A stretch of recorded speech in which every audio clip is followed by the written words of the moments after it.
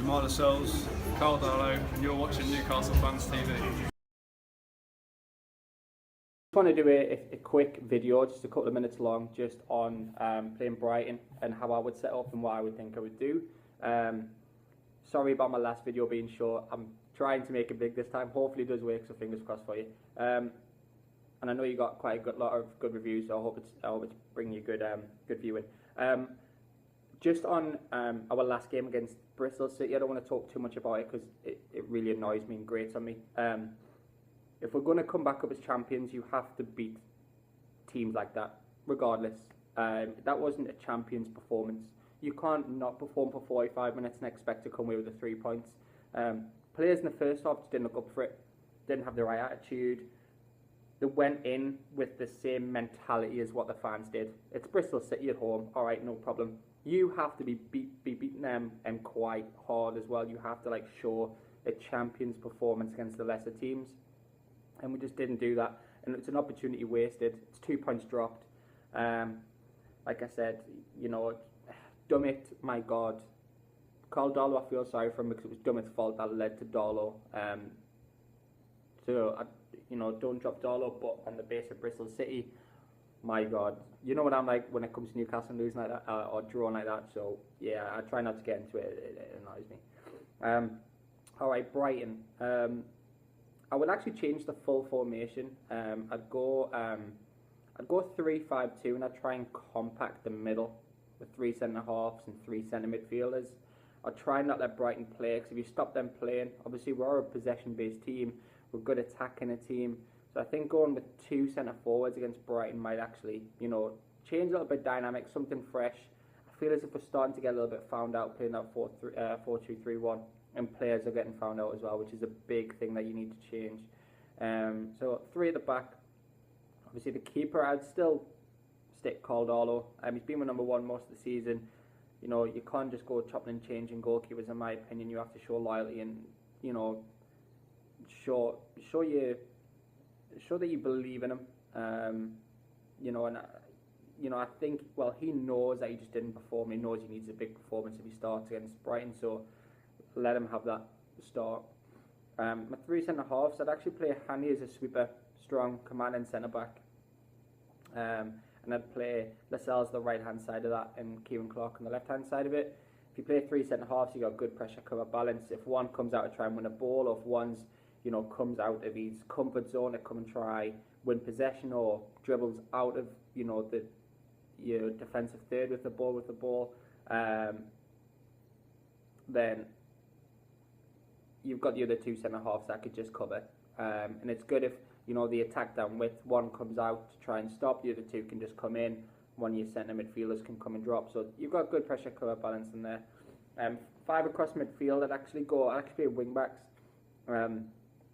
Yedlin on the right, obviously he's athletic, he's determination on the ball. He's good in the final third, he's good in the defensive third, he's even good in the middle third, to be perfectly fair. He's just an all-round good wing-back, and I think he'll provide a lot of width from that side. I'd actually give Shelby that little bit more license to go forward. Obviously his passes in the final third's tremendous, his vision's tremendous, his scoring ability as well, he can score quite a lot of goals. So give him that license a little bit more, but to get forward rather than coming deep to receive. I mean, he can, but let him go that little bit further forward. On the left, I play Gouffran, obviously just for his work rate. I'd actually drop Richie. I'll explain the reason to why. I'd actually play Gouffran on the left for his work rate as well, and which I think will prove decisively. Gouffran can score goals. He can cut in, which is perfectly fine. He can get down the byline. He's got good vision as well. He can also create a lot of chances. Up top, I believe if fit, I'd play Murphy and Gale. But if Gale isn't fit, I play Murphy and Perez. So that's what I would go. I think Perez and Murphy is a bit of a handful. If you can't go into Perez's feet, you go for Murphy's head. It's the tall, short striker scenario. The ball comes in the box. Obviously, you've got the two centre forwards getting in the box. Yedlin can attack far post. reason I dropped Richie, I just thought, A, give him a rest. I know it's Brighton away, and I know lots of fans are going to debate about this, but A, give him a rest. It's a tactical choice. Obviously, you do introduce him. You know, give him the first half to sit out. See how the team work like that. You know, like I said to you at the beginning of the video, it's probably something that they're not going to do, and you know, it's probably 1% chance that Richie would drop. That's just what I would do on the basis of of what I think tactically would work. I think that would work. When Brighton have the ball in the defensive third, you want to try and win it back. So Yellen's got the pace to get forward to block off the left back. Gouffran's got the intelligence to block the right back, and the two centre halves are providing in that middle. You want to try and win the ball back from Brighton as early as possible. Don't allow them to play.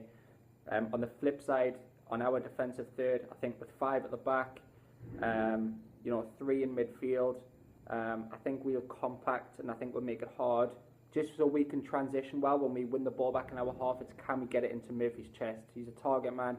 Can we play it, get it into Perez? Can Perez, you know, do a little bit genius work that he's done over the last few weeks? So I just think for that reason, that's a formation I'd go to play. I would go a little bit more in depth in tactics-wise, but I have coaching. So, yeah, 3-5-2. Drop Richie, give him a rest. He's played week in, week out. You know, as long as you explain to Richie why you would drop him, it's not so much dropping him, it's so much as giving him a little bit of rest. You are going to play at some point, but I just want to change the formation. You could even do something a little bit better with that. You could even do a 3-4-1-2. You could even play Richie on the left, Yedlin on the right, Shelby, Gouffran as the number 10, and then 2 centre forwards. So you've got 2 tactics I'm throwing out there. The one I chose and the 3-4-1-2, bringing in that number 10, which is Gouffran, and getting Richie on the left, because Richie and Yedlin, you know, do like to play. So let me know what you think about that.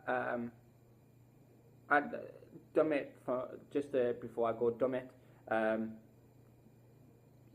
He doesn't give anything. There's no point in playing. It's like playing with 10 men every week. He doesn't give anything down the left. So play with wing backs.